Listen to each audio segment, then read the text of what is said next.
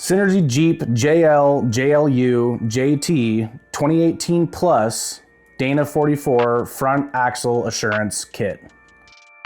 Installation can be done on the ground or in the air on a lift. For the purposes of this video, we removed the axle from our Jeep and put it on this axle stand. Remove the upper control arm bushings.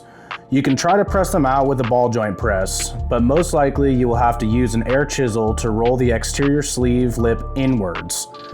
With enough of the sleeve rolled inward, the bushing will loosen its grip and you can knock it out with a hammer or chisel. Once the upper control arm bushings are removed, remove any bump stop spacing pucks your axle may have.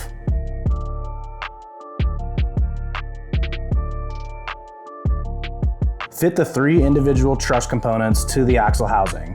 The truss components should drop in and fit tight to the axle housing. If you have other aftermarket parts installed on your axle housing, such as a weld-on track bar mount, the truss components may need to be trimmed to fit around these components.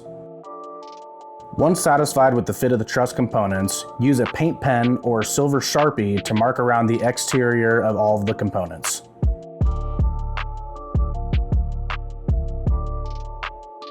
Remove the truss components and clean all the areas indicated by the paint pen or Sharpie.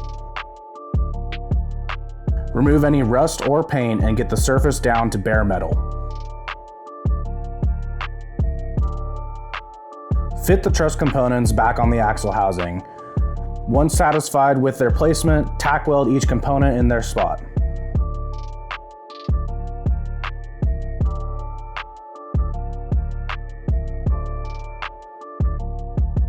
Fully weld the truss components to the axle housing. Take your time and work your way around the housing and truss components in small sections, spreading the heat out evenly on the housing.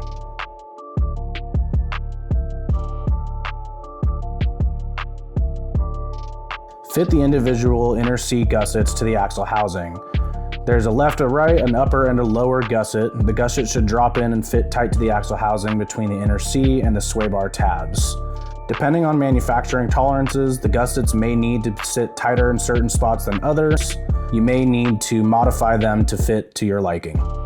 Once satisfied with the fit of the inner seat gusset, use a paint pen or a silver Sharpie to mark around the exterior of all of the gussets.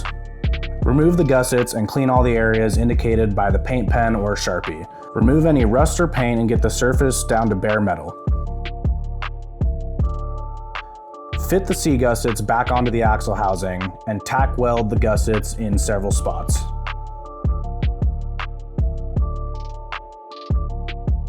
Fully weld the C gussets to the axle housing. Take your time and work your way around the gussets in small sections, spreading the heat out evenly.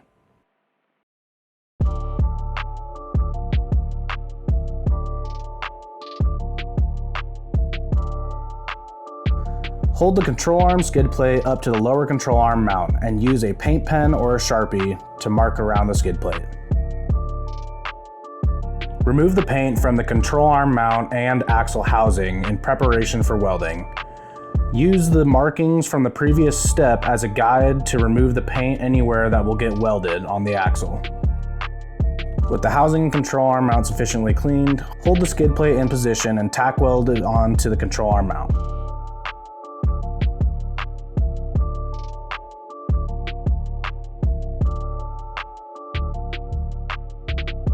Fully weld the skid plate to the axle housing and control arm mount.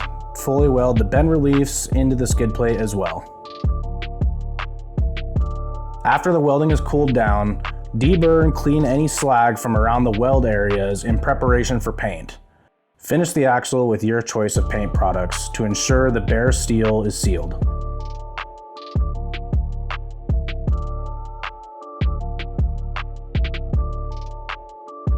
Press in the supplied upper control arm DDB bushings into the axle housing. Use a ball joint press or a similar press tool and adapters to get the bushing into the axle housing.